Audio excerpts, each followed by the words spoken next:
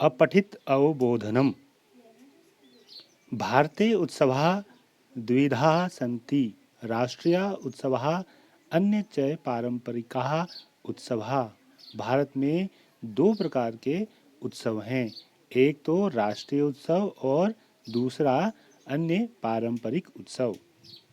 1947 तमे वर्षे अगस्त मासस्य 15 दिनाङ्के अस्माकं देशः स्वतन्त्रः जातः। 1947 में अगस्त महीने की 15 तारीख को हमारा देश स्वतंत्र हुआ। अतः समग्रे देशे अयम उत्सवः आयोज्यते, इसलिए पूरे देश में यह उत्सव आयोजित किया जाता है।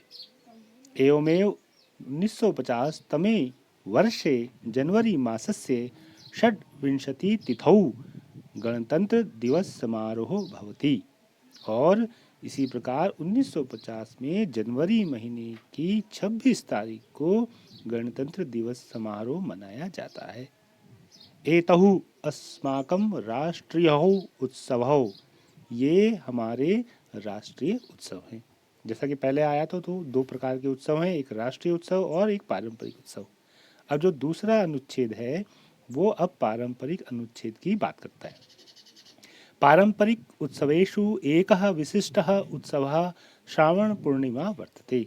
और पारंपरिक उत्सवों में एक खास मुख्य उत्सव सावन की पूर्णिमा यानी सावन के माह की पूर्णिमा को मनाया जाता है।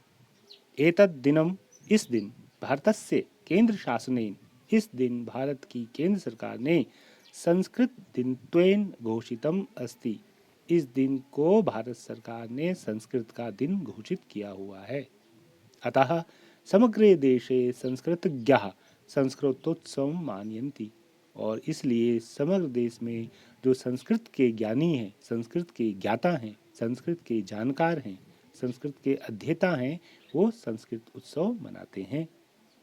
अस्मिन् दिने अस्माभिः संस्कृत कार्यक्रमेषु भागा गृहीतव्य, और इस दिन हम भी, अस्माभि हमारे यहाँ संस्कृत कार्यक्रम का एक हिस्सा मनाया जाता है। विदुषाम मेलनम, जो विदुषाम लोग हैं, विद्वान लोग हैं, वो मिलते हैं। संस्कृत नाटकानां मंचनम, संस्कृत में नाटकों का आयोजन होता है, मंचन होता है, परिचर्चाएं होती है, श्लोकोच्चारण, श्लोकों का उच्चारण होता है, संवाद होते हैं, प्रदर्शनी लगाई जाती है, इत्यादि बहवः कार्यक्रमः आयोजयितुं शक्यन्ते, बहुत सारे कार्यक्रम आयोजित होते हैं। संस्कृतिम अस्माकं देशस्य गौरवम् इति अस्माभिः सर्वदा स्मरणीयम्। संस्कृत हमारे देश की गौरव है, संस्कृत हमारे देश की गौरव है, इस बात को हमें सर्वदा हमेशा याद रखना चाहिए। संस्कृत में अस्माकं संस्कृति आश्रिता, और संस्कृत में ही हमारी संस्कृति निर्भर है। अतएव उच्यते, अतः कहा भी गया है, भारतस्य प्रतिष्ठे द्वे संस्कृतम संस्कृतिश्च। भारत की दो प्रतिष्ठाएं हैं, संस्कृत और संस्कृति।